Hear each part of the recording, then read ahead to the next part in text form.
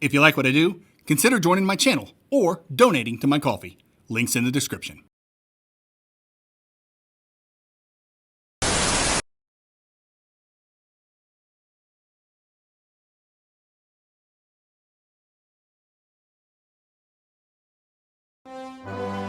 Aim for the caramel star. Dear Lord!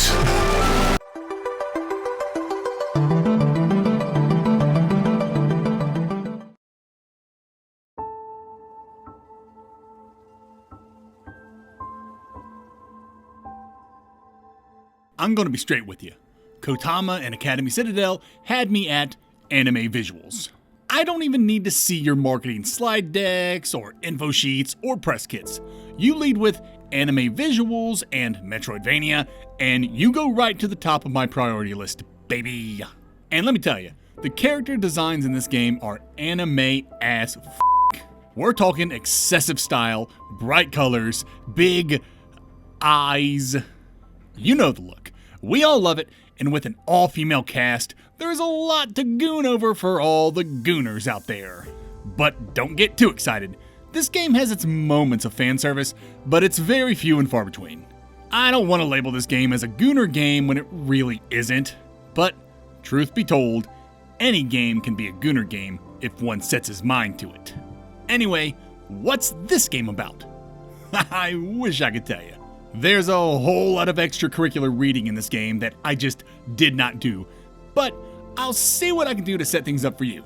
You are Kotama, an exchange student who's just arrived at Academy Citadel where she's gunning to be the caramel star, the cream of the crop of this school. Thing is, the caramel star is an elected position, and the centennial celebration has been interrupted by a series of unfortunate events. Now, it's up to Kotama to set things straight and help out as many people as possible to gain those votes.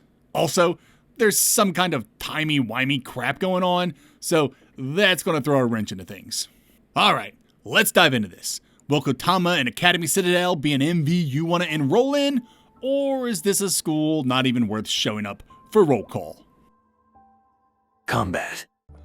Listen, I love combat in my Metroidvanias, but combat is rarely the reason Metroidvanias hook me. But man, is Kotama's combat amazing. I cannot believe how much I love fighting in this game. I'm trying to come up with a single word to describe its combat, and all I can come up with is meaty, chunky, lumpy, beefy, thick. I don't know, but it's good. It's not overly quick, but it's definitely not slow. It's deliberate with hefty animations, but it also allows animation cancels so you can dodge or parry mid-combo. It's almost perfect, especially for someone like me who sucks at parrying. And let me tell you, parrying is a big deal in this game, but I'll get to that in a moment. So, the second thing you need to know about Kotama's combat, besides it feeling chunky, whatever that means, is that there are a total of 3 weapons you can use and swap between on the fly, and all of the weapons are awesome. You essentially start with the Umbrella Spear, which is exactly as amazing as that sounds. Then you get my personal favorite, the Hammer Whip, the manliest thing to ever exist, which is ironically wielded by the girliest anime girl to ever exist. It's just beautiful. And then there's the final weapon, the Liquid Blade, which should have been called the Liquid Sword for a delightful Wu-Tang reference. When talking about these weapons generally, I could give the generic, this one's really fast but does less damage, and this one's slow but does big damage, and this one is just right. And it'd be the truth, and you could choose the weapon of your choice based on your playstyle. But here's the thing, each weapon feels so great to use and has so much utility that you'll be swapping between them naturally to get the upper hand in battle. For instance, the Hammer Whip can parry from any direction, so you won't have to worry about facing a particular way to stop an attack. But the Liquid Sword, yeah, I'm calling it that because Wu-Tang is for the children, the Liquid Sword can parry mid-air. And there's so much more each weapon brings to the table. Their own attack combos, their own special moves, their own traversal utility to overcome obstacles. The Whip Hammer lets you do the butt pound to destroy floors, and the Umbrella Spear? I'm very poppin', y'all! But that's all standard stuff you've seen before. So, what truly makes Kotama's combat so much fun? 2 things. The very, very generous parry window, and fluid detonation. The generous parry window is pretty self-explanatory, but I don't think you understand how generous it is. I was able to pull off parries like an absolute pro in this game, and it felt so good. So take it from an absolute parrying loser, parrying is outstanding in this game, and that brings us to my favorite mechanic, fluid detonation. Sounds gross, but it's cool. Basically, as you parry attacks and as you hit jabronis with your weak attack, you coat them in some kind of purple fluid. When they've been properly coated, a thick purple outline will appear around them. Whack them with your strong attack, and they'll detonate, doing massive damage and healing you in the process. Fluid detonation also refills your special move charges so you can do even more damage. Refilling your charges, healing yourself, and hitting for insane damage, all hinging on a single mechanic, just makes landing those detonations feel uber rewarding. So you salivate every time you see that purple outline on a jabroni. And of course, you can stack memo cards to create a build that rewards detonations even further, but more on that in the progression section. Let's talk about healing, because Kotama's HP meter is pretty uncommon in the MV space. The only other game I've seen a system like this was in 9 Years of Shadows, and though the two games' systems are similar, there's of course nuances that differentiate them. For a quick and dirty explanation, your life meter is like Halo. This is your shield, and this is your actual HP. As long as you have any shield remaining, your HP will be intact. You start with only 1 HP, so getting hit when your shield, or Chrono Shell as this game calls it, getting hit without a shield is instant death. The primary ways to replenish your shield is to either detonate jabronis or pay for a new shield. Yup, you heard me. The game's currency that you spend in shops is the same currency you use to heal your shield. Hold a button to fix your shield, and it costs you X amount of money to do it. X being how much shield you fixed. Missing 15 shield? Let me get a nickel bag. $15, little man. Put that in my hand. And it doesn't matter how much or how little shield you need, the healing time is just the same. But hey, pro tip. Remember how I said as long as you have any shield, you will not take direct damage to your HP? There's a skill you eventually unlock where you heal while in blob form. Yeah, if you haven't gathered yet, this game is weird. Anyway, it's about the same time or faster to heal 1 HP in blob form than using the dedicated heal button. So if you need to save some cash, blob form is where it's at. But really, cash was never really an issue in this game, at least not for me, so heal to your heart's content. Oh, and one last thing, dying in this game doesn't make you lose anything. You don't have to do a corpse run to get your money, and any money you used while fighting will be replenished when you resurrect. It's beautiful. I wish Silksong did this with its shards. Anyway, what does happen when you die is that you can pick up your blob for a full heal. There's absolutely zero drawbacks for dying. It's magnificent. But trust me, you're gonna want to utilize all the heals you can get for some of these bosses. Let me lay it out for you plainly. I loved every boss and every arena fight in this game. Combat was just such a delight. I never didn't not want not to fight. And these bosses were epic, and I use that word in its most literal sense. These are long fights, but they feel so good. I actually felt satisfied instead of exhausted whenever I took a boss down. I don't know really how to explain it other than the detonation mechanic is so satisfying, and the parries are so satisfying, and the Chrono Shell system is so satisfying. And because of how the Chrono Shell system works, these long encounters do not require you to be perfect. As long as you're detonating the boss or have the cash or use the blob exploit, you can take 1,000 hits from bosses and never die. That's not to say I never died in this game. I died quite a few times. The game is not a cakewalk. But it certainly can feel like a cakewalk if you get really good at keeping your Chrono Shell up. Plus, the game has multiple difficulties, so if you do find it too easy, you can always pump up that difficulty and make it harder on yourself. The only other thing I should mention about combat are these dots above a boss or enemy's HP bar. These are basically their poise meter. Enemies lose a dot with each detonation, and when they lose all dots, they stumble so you can wail on them till they get back on their feet. And that's it for combat. Kotama's combat is an absolute banger. Deliberate, weighty, and packed with enough thick impact to make every swing feel meaningful. The 3-weapon arsenal is endlessly fun to swap between, the parry window is so generous it turns scrubs like me into gods, and the fluid detonation system ties the whole thing together with a loop that's addictive, rewarding, and downright Pavlovian.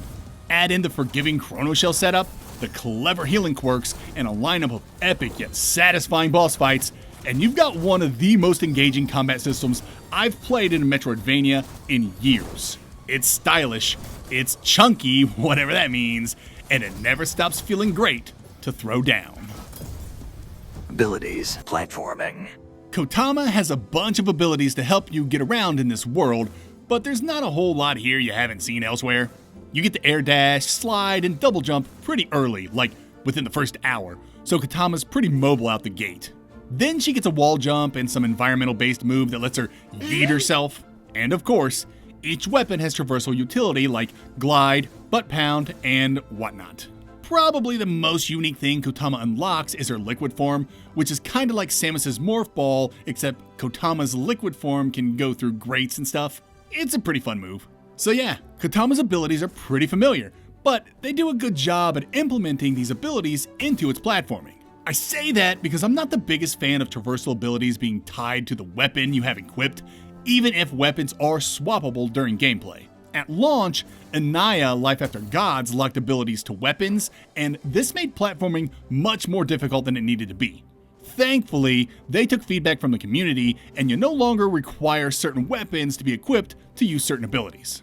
Now, back to Kotama, abilities are tied to weapons, but unlike Anaya at launch, you don't have to switch weapons mid-jump and cramp up your fingers. Don't get me wrong, there absolutely are platforming challenges in Kotama that'll have your hands groping all over your controller. And let me tell you, some of these platforming challenges are challenging. Kotama holds no punches in its optional sequences.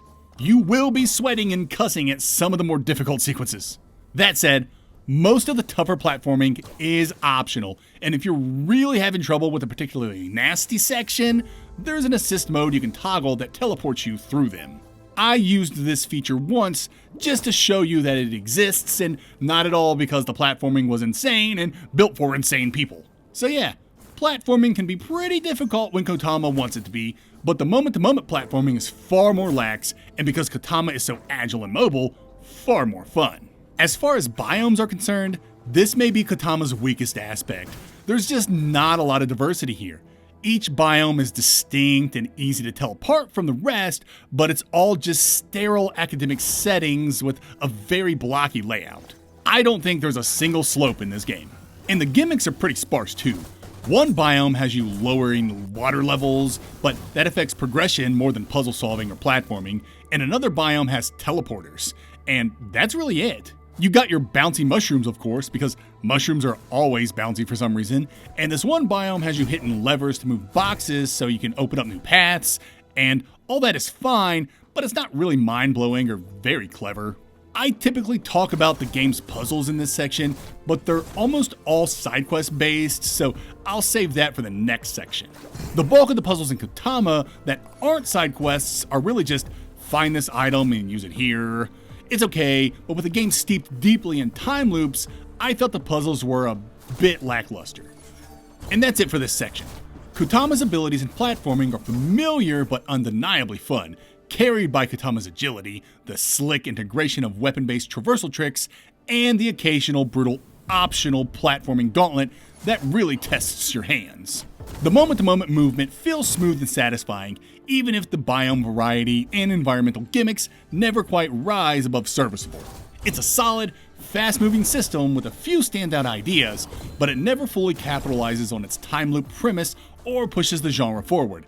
It just delivers a consistently enjoyable ride from point A to point B. Progression. Kotama's progression is very much that mix between Metroid-like and Hollow Knight. Metroid-like in that exploration and item discovery is your main way to increase your strength and stats, and Hollow Knight in that you collect accessories to modify yourself. Let's start with stat increases. You can increase your HP and Chrono Shell by finding 3 of a thing. Your Chrono Shell also increases when you defeat a boss.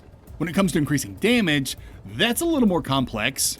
That takes Luminite, the game's currency, and a couple of crafting materials, Temporalis and artificial gems.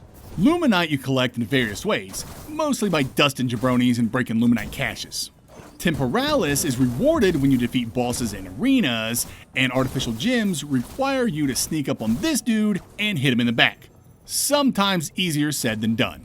Take all these materials to Nito, and she'll increase your weapon's damage and unlock weapon skills. And that's pretty much the extent of improving Kotama. Now, Nito has a whole other service she helps you with in memo cards.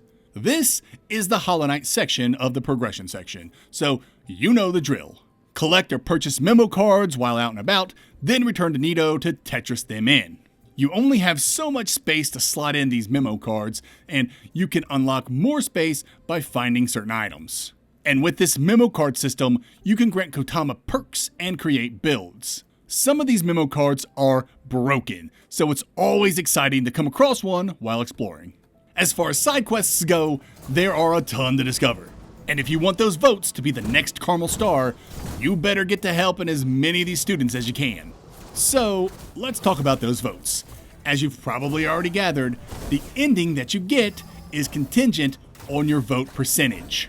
So, if you want to get the many endings this game has, you're going to need to make sure you're doing these side quests. But some of these side quests are kinda tough and require you to understand the game's temporal coil mechanic. As stated earlier, this is a time loop game and thus has a quote-unquote time limit that you can reset. I said time limit in quotes because there's no real countdown, say like in Unsighted or the good old days. Once you hit 2200 or 10 p.m., the timer stops and you enter a state called chrono erosion, which just means enemies are tougher and have better Luminite drops, so don't get too caught up on the time limit. That doesn't mean the time limit isn't important. On the contrary, many of the game's side quests demand that you understand how to use the time given to you. I'll try and keep it simple. Basically, you start each day at a certain time. Every time you enter a new area, an hour goes by. This is important because certain events, NPCs, and doors will not be available after a certain time. For instance, this dumb cat falls asleep at like 5 p.m. every day. So, if you can't reach it before that time, you can't feed it, and as a result, miss out on votes. Of course, you can rewind time whenever you hit this thing in the train, which is this game's fast travel and hub area. Now, we get into temporal coils. You start with like 6, and you can find more coils as you progress. Every temporal coil you find gives you more overall time when you reset the loop by hitting the thing in the train. You get 1 extra hour for each coil you find. So, if you have 6 coils, the clock starts at like 4 p.m. or something. You find another coil, your days now start at 3 p.m. And that's it. Get more temporal coils to get more lead time, then navigate the world efficiently to arrive at areas before certain times. This is about half of the game's side quests. I personally hated these side quests, but they are by no means terrible. As for the other side quests, they could be a plethora of things. Find 4 portraits, find fragments of a student's unconsciousness, find a robot and remove its chip. Lots of talk to NPC to get a fetch quest quests. None of it is bad, it just wasn't my favorite. And that's it for progression. Kotama's progression is a smart blend of Metroid-like stat hunting, Hollow Knight style build crafting, and a hefty dose of time loop scheduling. And when all 3 click, it feels deep and rewarding. Upgrading weapons through Luminite and rare materials gives you clear goals, the memo card system opens the door to fun and sometimes broken builds, and the temporal coil loop adds a layer of strategy to puzzle solving we haven't seen since Dragon Loop. But the reliance on time-gated side quests and strict NPC windows can make progression feel more like managing a calendar than true progression, and some of the fetch quests were kinda tedious. Exploration. Kotama's exploration is good. It's not bad, it's not great, it is good. It's a very linear affair with dashes of non-linearity if you, as the player, feel like breaking up the game's seemingly level-based structure. And by that, I mean leaving a biome once you find the traversal upgrade that gets you into the next biome. Yeah, exploration in Kotama is not very deep. It's formulated like a basic MV. Go to biome, get traversal ability, defeat boss, go to next biome. Repeat until you beat the game. It's a fine enough framework because there's so much to do along the way. Lots of things to find, lots of optional platforming challenges to overcome, lots of side quests to complete for those precious votes. And it's this voting system that really makes Kotama's basic Metroidvania framework work. The game's real progress lies in gaining those votes, and gaining those votes requires a lot of exploration and backtracking, thus making exploration very rewarding. There's also a lot of secrets and false walls to look out for, so make sure you're hitting everything. But of course, you already knew that. That's Metroidvania 101.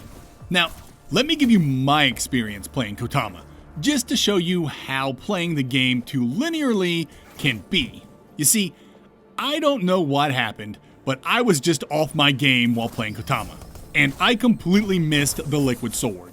Not having this weapon locked so much content I didn't even know was locked, so when I quote-unquote beat the game, I had like 20% of the vote and 68% of the map.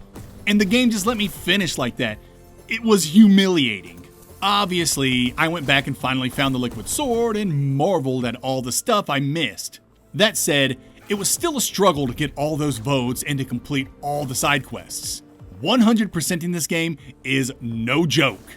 Though you do get some help in the late game if you can find a specific memo card, which is always appreciated. As far as the in-game map is concerned, it's pretty great. It gives you each room's layout, shows you where Kotama currently is, and automatically keeps track of checkpoints and other points of interest, and allows you to use custom pins. I really couldn't ask for much more. And fast travel is a waypoint system. You travel using a train and unlock waypoints by finding train stations. I don't have much to add other than the train is also your hub area that fills with NPCs and shops as you progress, which is kinda cool. And that's it for exploration. Kotama's exploration is a straightforward but satisfying loop, built on a classic biome ability boss structure that stays engaging thanks to its steady flow of secrets, optional challenges, and the ever-present push for votes. It's not the deepest or most innovative take on the genre, but the constant backtracking, hidden paths, and false walls give the world just enough texture to keep you poking at its edges. And while playing too linearly can leave huge chunks of content untouched, as my humiliating liquid sword fiasco proved, the game rewards curiosity and thoroughness in ways that make full completion both demanding and genuinely rewarding. Atmosphere. Narrative. I'm not one who particularly likes the look of most 2.5D games, but I gotta give it to Kotama. This game looks nice, and I'm not just referring to the Gooner bait, though that certainly exists. Jiggle physics and all. Thankfully, the game doesn't lean too hard into Goonerism. It's really the character portraits and some of the character designs I wouldn't want my grandmother to see. But overall, the anime aesthetic, character designs, and environments are downright purty. I also dig the music, though nothing really stuck out, at least to me. Every track was serviceable, from the upper crust strings and pianos of the Art Academy to the adrenaline-pumping electronica of the boss themes. Everything sounded appropriate. The sound design was also on point, with the parry deflection sound scratching my brain just right. As far as the narrative goes, I don't know what to tell you. It's fine enough as a vehicle to get you moving through the game, but there's just some things it does that just did not mesh well with me. First off, the in-game dialogue was way too fast for me. Kotama and her guide would banter, and background NPCs would chatter, but the text boxes would move way too fast. There's a climactic event that uses these in-game text boxes to reveal some key points, but they went by way too fast, so I was left confused. Also, there is so much optional reading in this game. I did zero of it because I don't like to do homework while playing a video game, so if any of that stuff in the database could clear up my confusion, I'll never know. And that's on me. It's great that the game was so gameplay focused instead of forcing all this exposition on the player. It's just sad that I missed so much of what's going on. I kinda have a grasp on things now that I've finished the game, But leading up to the end, there's really a whole lot of nothing really going on unless you read all that stuff in the database. All I knew was I had to collect the 4 keepsakes and take them to this NPC so I could see the principal, and that was good enough for me to enjoy the game. As for endings, there are a few, so make sure you're out there getting those votes. And that's it for this section. Kotama nails its anime-soaked presentation, delivering stylish character designs, crisp environments, and punchy sound work that make the world a joy to look at and listen to. The narrative, though, never quite keeps pace. The rapid-fire dialogue, reliance on database reading, and sparse in-game storytelling left me more confused than invested. It works well enough as a backdrop for the action, but it's the artistic flair and audio feedback that carry this section, not the plot itself. Still, if you're here for vibes and action over lore, Kotama absolutely delivers on that front. Final thoughts and score. Kotama is a wild mix of phenomenal combat, solid but familiar platforming, deep progression, rewarding exploration, and slick anime presentation. And while not every pillar hits equally hard, the ones that do absolutely soar. Combat is easily the star of the show, backed by a flexible build system and some of the most satisfying boss encounters in the genre. The platforming is fun even when it spikes in difficulty, the progression loop offers tons of customization, and exploration stays engaging thanks to the vote system and constant secrets. The narrative doesn't always land, and the biomes can feel visually samey, but the overall package is stylish and addictive. I award Kotama and Academy Citadel a 9 out of 10. Kotama and Academy Citadel is available on PC. I played the game exclusively on the Steam Deck with 0 issues, and therefore give it a Steam Deck rating of verified. Pair placement. Kotama and Academy Citadel is an odd one for me. On one hand, it has absolutely incredible combat, but on the other, its exploration is middling at best with some nice highlights and ideas. Personally, I put so much more weight into a Metroidvania's exploration than I do its combat. So, while I think Kotama's combat is S tier, I'd say its exploration is B at best. So, considering all other aspects I assess are also in the above average grade, I'm willing to meet in the middle on this one. Kotama and Academy Citadel gets elected into the A tier.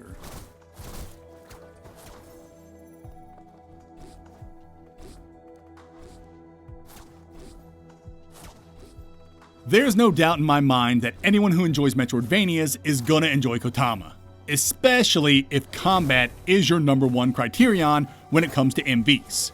If you even think about skipping this one, you Academy kidding me.